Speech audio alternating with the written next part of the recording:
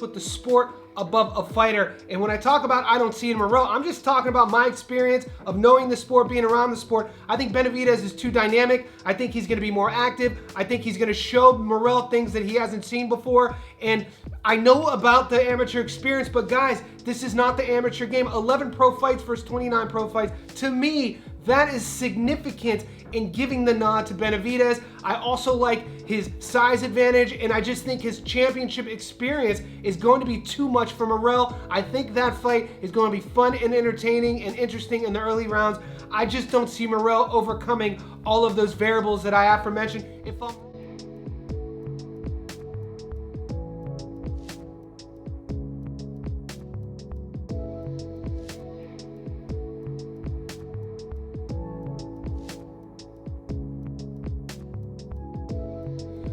What's up, fight fans? Welcome to my channel. This is Johnny. In today's video, we're going to be going over the statistics that nobody talks about when mentioning last night's light heavyweight title fight between David Benavidez and David Morrell. Guys, before we continue, I want to say thank you to all the new subscribers. Thank you to everybody who's been with me since day one. And if you haven't already, could you please hit the like button, subscribe button, as well as the bell, the notifications buttons. What that'll allow me to do is every time I create something that's new, you'll be the first to be notified. Thank you. Guys, like staying up to date 24/7, 365 on the goings on of our favorite sport, be sure to check out my shorts section. I post 4 to 5 times on a daily basis there to keep you guys up to date. Last night, Las Vegas, T-Mobile Arena. What a fun card. Over the last few weeks, I broke down some of the fights that were on that card. I gave you guys statistics to talk about. I gave you facts about each fighter. And then at the very end of last week, I gave you my predictions on all of the fights. All in all, I went 2 out of 3, 1 out of 3 kind of. With the Pitbull Cruz versus Angel Fierro fight, I picked Pitbull to win. But because he was a 7-1 favorite, I tried juicing those odds up to make it 2-1 on Pitbull's side. But Fierro was tough as nails. We knew going into that fight, guys, that neither fighter had ever been finished, so it was going to take a great performance to get either guy out of there.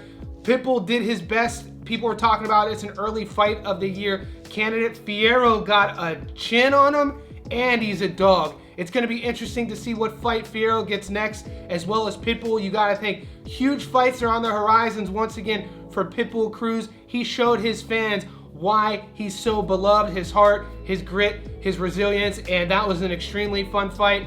The second fight was the one that I lost. It was a title fight at 126 pounds, a rematch between Brandon Figueroa and the challenger, cool boy, Scooter, Stephen Fulton, and my hat goes off to Fulton. My hat goes off to his camp, Bozy Ennis. I picked Figueroa to win this fight.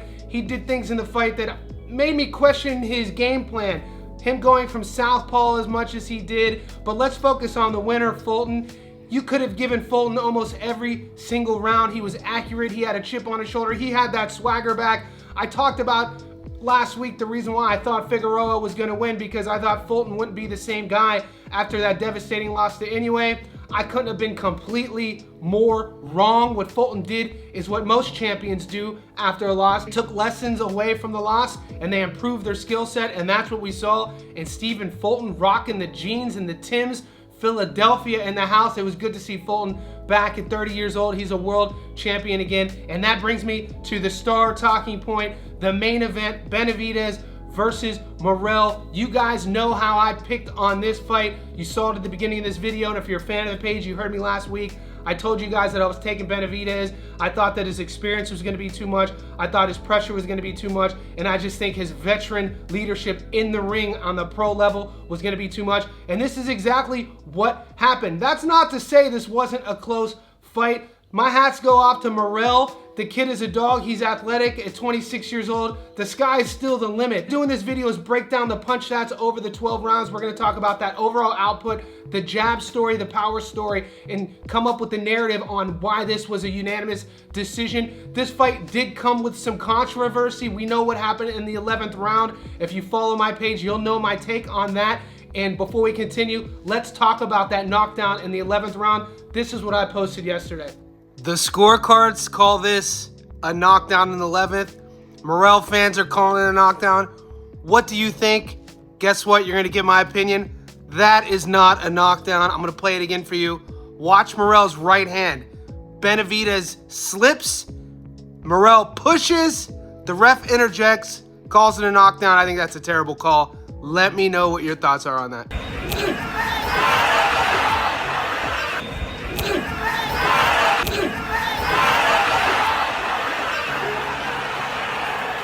One more time, watch their feet right there.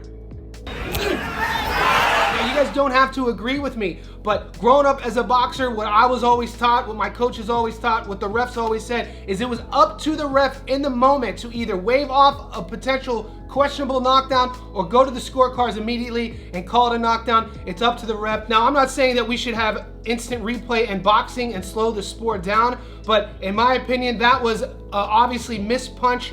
Benavidez was off balance. You see Morrell push, and then you see the feet get tangled, and I'm gonna stand to it 24 hours later.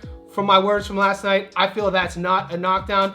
In the comments section below, let me know if you agree or disagree. Moving forward with the game plans, we knew with Benavidez what we were gonna get. We knew that he was gonna be there to get hit. We knew that he was gonna pressure, and he wanted to bring the dog out of Morrell, which he did. Morrell showed us some great things. And something that doesn't get spoken about enough about Benavidez is he has an awkward style. Everything from his high guard to his feet and his footwork. People think just because he's flat, he doesn't have good footwork, but it's awkward to deal with, and he's always moving. I think sometimes he caught Morrell in a false sense of security, being flat-footed. You saw Morrell with his guard down a lot, leaning on his front knee, trying to find breaks, but he was there. He was not giving up at any point, and he was never out of this fight. I feel disregarding that 11th round, earlier in the fight, either the second or third round, was Morrell's best punch. He shook Benavidez. Morrell's on the ropes, and he catches Benavidez coming in, shook him slightly. I feel that was the most Benavidez was hurt, and then Benavidez recovered, the round came to an end,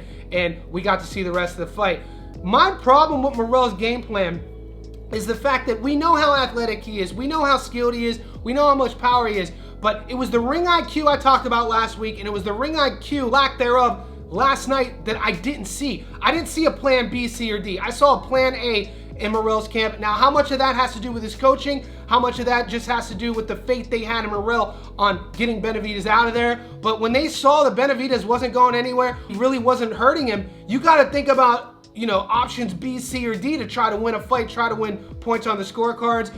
And on that topic, I didn't see any other game planning out of Morrell. Now, moving forward, let's talk a little bit about the narrative of the fight. Guys, regarding the jabs throughout the entire fight, Benavidez throws 175, landing 43 at a 25% clip. Morrell throws 178, landing 29 at a 16% clip. It was early on that you got to see the jab was just going to be the key to the car, the key to the door to stay in the pocket for Benavidez, and Morrell wasn't going to go anywhere. Both of their statistics cancel each other out. I was actually impressed with Morrell's output with his jab, and he had enough power to get Benavidez's respect early on. I just don't think Morrell thought Benavidez was going to be as tough as he was, and it looked to me that Morrell thought he was going to be able to pot shot him and hurt him more than he actually did. When we look at the total power shots throughout the fight, Benavidez throws 378, landing 181 at a 48% clip. Morrell throws 423, landing 136 at a 32% clip. Once again, with the statistics, I was impressed with Morrell's output. I didn't think his output would be so high, but when it came to gamesmanship and veteran leadership in the ring, you saw Benavidez landing those power shots at a higher percentage. Granted, Benavidez doesn't really throw from distances too far away. A lot of his power shots are within the pocket going on. Morrell was loading up more than Benavidez was and was missing more, and you saw this in the statistics. Let's look at the overall punch numbers. Throughout the 12 rounds, Benavidez throws 553, landing 224 at a 41% clip. Morrell throws 601, landing 165 at a 28% clip. Once again, Benavidez more accurate puncher, landing more, wasted less energy, but Morrell surprised me with his output. He out-threw Benavidez, which I didn't think was gonna happen, but he landed significantly less. There's lessons to take home from both fighters. Both guys' stock has gone up. If you're a David Morrell fan at 26 years old, man, he looked great.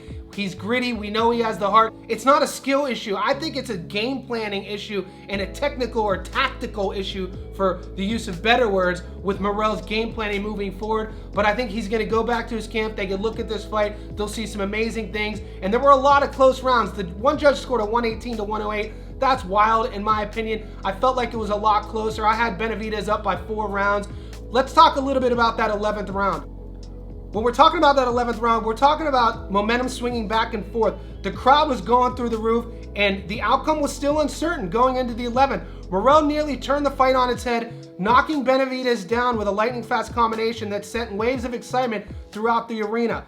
Benavidez, however, showed his championship mettle. He rose quickly, unfazed, and responded by charging forward, forcing a furious exchange in the closing moments of the round. The intensity led to controversy as referee Thomas Taylor deducted a point Morrell for landing a punch after the bell. The final round was a firefight as well, with both men standing toe-to-toe in a dramatic finish that had the crowd in a frenzy. With the victory, Benavidez remains undefeated and establishes himself as the WBA's mandatory challenger for unified champion Artur Beterbiev, who's currently set for a rematch with Dimitri Bivol. Morrell, despite the loss, proved his elite status and will no doubt remain a major player in the light heavyweight division. Let's wrap this video up with a question for you guys. Benavidez, is that a smart move for him to wait for the winner of Bivol versus Beterbiev? He said he wants to unify at light heavyweight. And with Morrell, what does he do? Does he stay at light heavyweight? Does he go back to 168? Who's a good matchup for Morrell? Or something no one's mentioned, do we see a rematch? Let me know all that in the comment section below.